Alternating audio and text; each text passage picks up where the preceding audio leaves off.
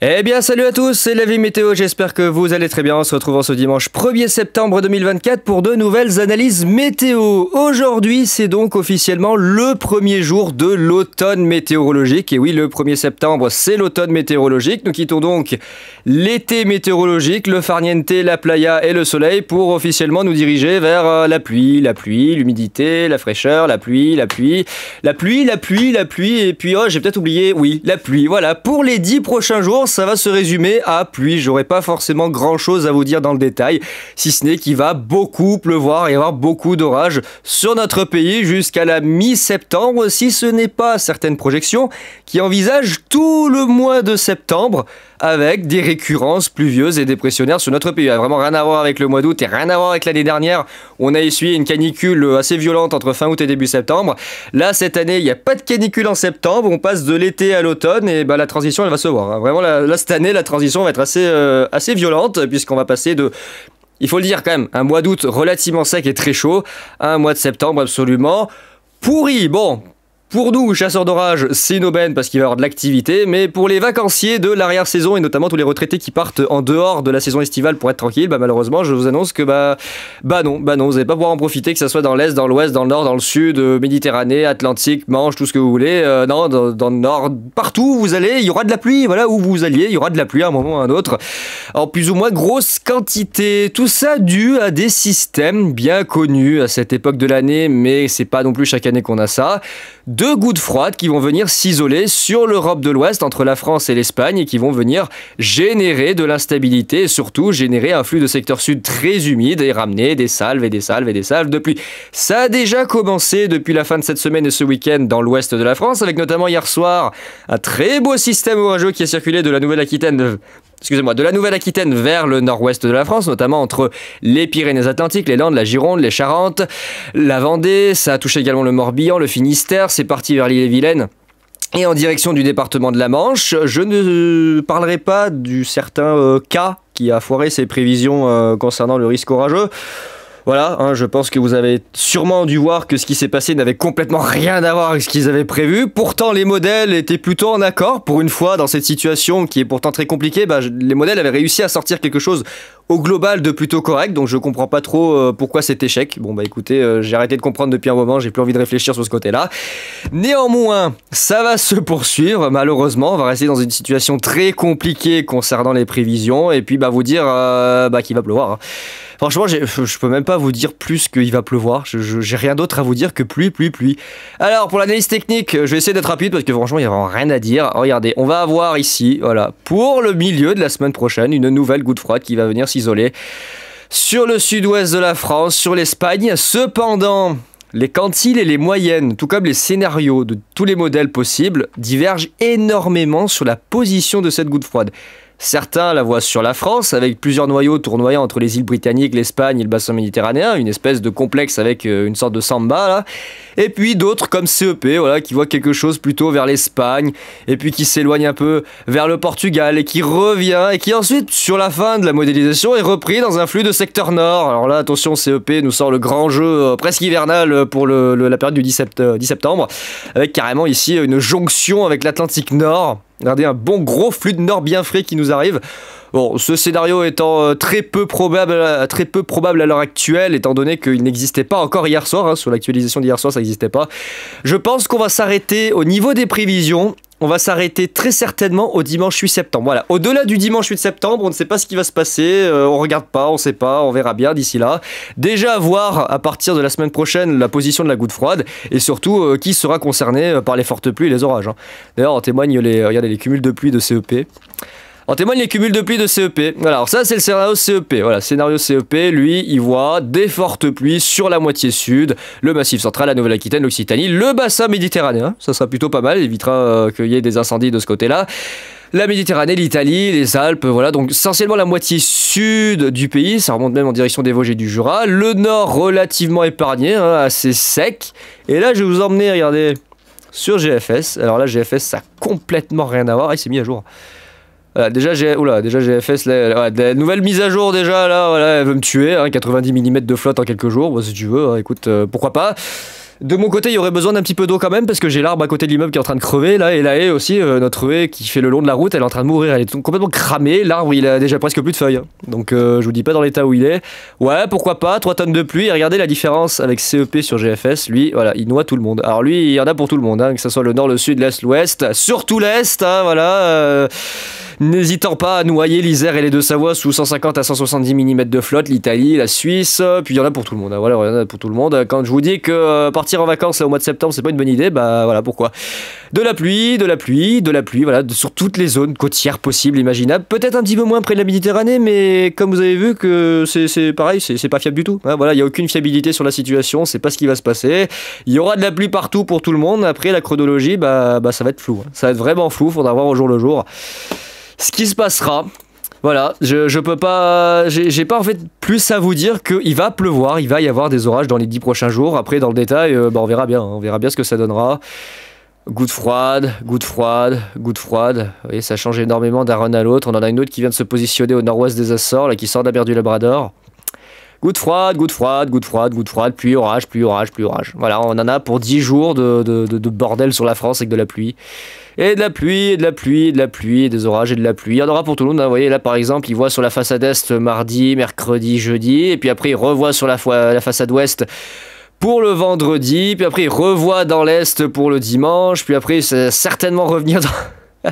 Regardez, après, ça revient certainement dans l'ouest à partir de lundi. Voilà, l'ouest. Puis après, ça repart dans l'est. Puis l'ouest, puis l'est. Ouais, on va avoir un balai incessant, quasi quotidien de flotte. Aïe aïe aïe, ça avait manqué, hein, les 8 mois de flotte qu'on a eu entre novembre 2023 et juin 2024, ça y est, ils sont de retour. Ah, il n'y a pas de doute, on est bien en automne. Aïe aïe aïe aïe. Franchement, il n'y a rien de spécial à dire à part qu'il va beaucoup pleuvoir. Je peux pas vous en dire plus en fait, tellement la situation est un peu bordélique parce que le système goutte froide finalement est toujours compliqué à prévoir. Les modèles ont toujours beaucoup de mal à anticiper le déplacement et l'interaction de ces systèmes. On a l'anticyclone des Açores qui va faire barrage d'ailleurs du côté de l'Atlantique Nord, c'est pour ça que ça va se retrouver isolé. On a une espèce de barrage anticyclonique entre l'Atlantique Nord et la Russie.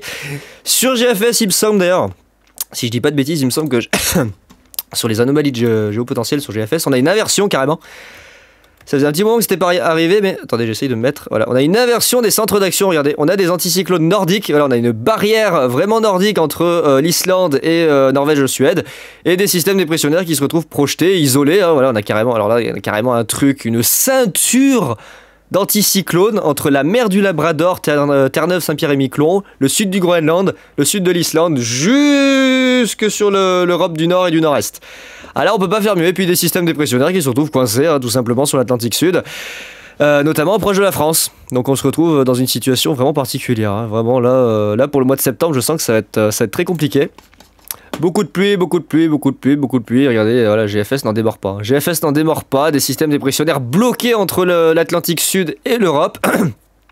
On a une inversion, finalement en fait on a une inversion de ce qui s'est passé depuis déjà un petit bout de temps, à savoir des dépressions qui avaient tendance à circuler plutôt de la mer du Labrador vers les pays scandinaves. On avait un jet stream qui permettait même le creusement parfois de tempêtes, et bah là a priori aussi soudain soit-il, inversion totale des centres d'action, et puis hop, ça y est, on inverse les rôles, les dépressions au sud et les anticyclones au nord.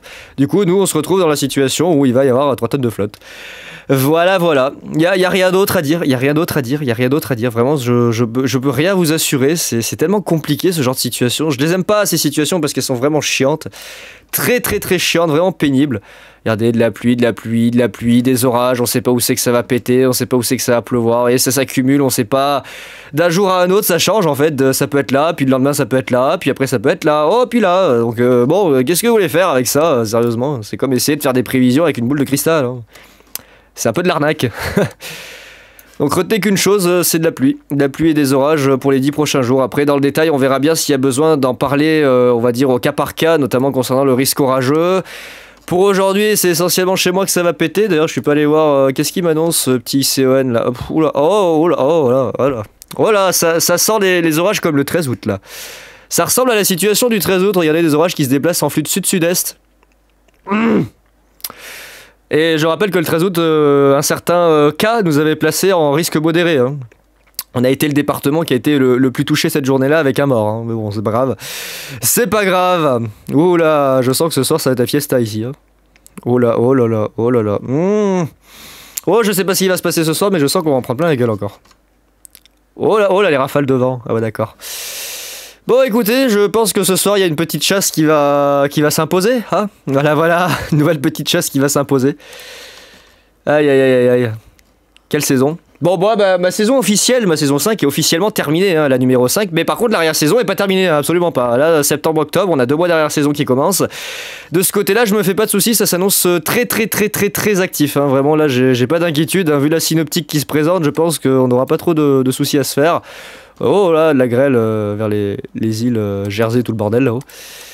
De la grêlasse, beaucoup d'orages cette nuit du côté de l'ouest de la France. Et j'aurais pu, je regrette, hein, mais j'aurais pu faire le zonage parce que j'avais raison. Putain, j'aurais dû faire ce zonage. Putain, j'avais raison.